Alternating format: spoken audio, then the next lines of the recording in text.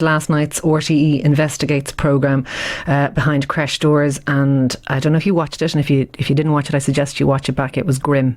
In fact, it was a very distressing watch, and at times when I watched it, I actually felt panicky. I felt panic stricken looking at the treatment of the children in the Hyde and Seek creche. And I can only imagine, if that's how I felt, how parents feel today who have children in a creche. Because you do your best. You want everything good for your kids, and you already feel, I think you already feel a little bit of upset and guilt about leaving your kids in a creche or with a childminder or whatever way they get minded. But, you know, you probably don't have a lot of choice. But when you see this, when you see children, and there was everything wrong with this place. There was, the ratios weren't right. The fire regulations weren't right. Children, as you heard there, were not put to sleep on their backs, which is safe.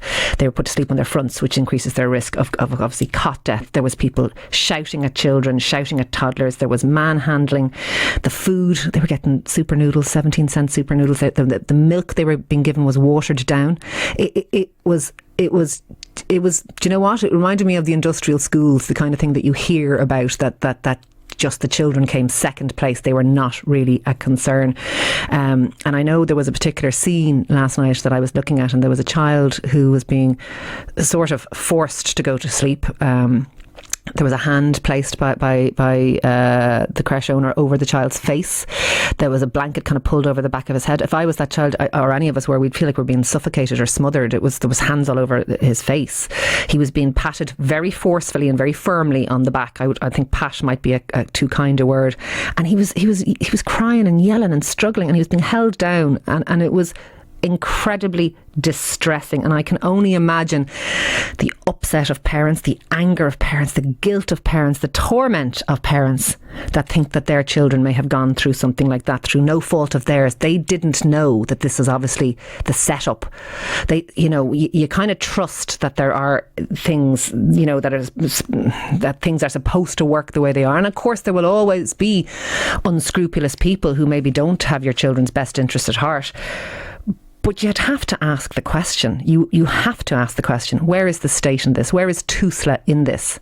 Where is the regulatory organs of the state? Do they fail on every front? On building regulations, on banking regulations, and now on childcare regulations? What is going on? And is it good enough that RTE, fair play to RTE, is a fantastic piece of investigative journalism, and I cannot but commend them 100% for what they did.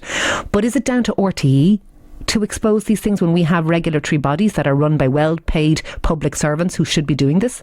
It's not RTE's job to do this, and they've done it before. This is only a few years since the last time RTE Investigates went into a creche and found this kind of thing. They've also gone into the greyhound industry. They've gone into maternity units. Is RTE the only thing holding people to account in this country? Because there's plenty of people being paid to do exactly that, and it isn't happening.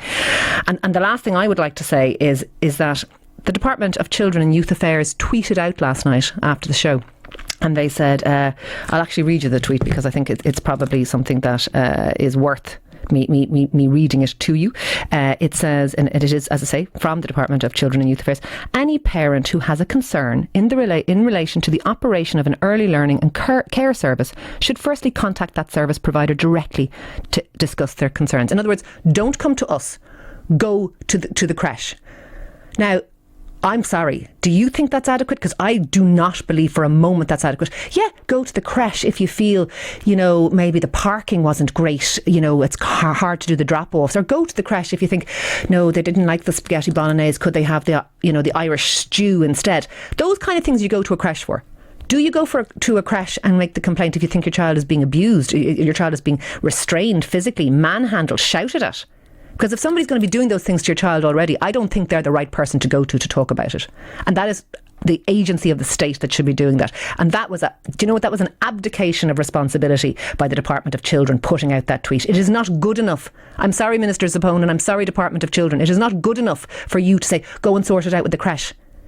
You guys need to step up and do your job and protect the children of Ireland. The children of Ireland, to be honest, have been kind of treated badly for generations. We do have the history of the mother and baby, of the industrial school, of the Magdalens. We have all of that already, the forced adoptions. We have that. And now we have this. And it is simply not good enough. And what you were doing with that tweet, dare I say it, you were protecting your own workload, protecting your own resources, rather than putting child protection front and centre. That's what you were doing. And that's a disgrace. And you are culpable in this, because you guys are in charge. You guys are in charge of childcare and child protection, and it's people, families and children are being failed. 53106. It was a very distressing watch, and I would suggest anybody who hasn't seen it, go and look at it, and you will be angry and you will be upset. And I don't even have small children in a creche, and I felt for every parent looking at that last night. It was extraordinary. And the bad bit is, this has happened before. RTE have gone into previous creches and done this, and what's changed? Nothing. And if TUSLA don't have the teeth, if all our regulatory bodies don't have the teeth, the building sector, the banking sector, give them some bloody teeth.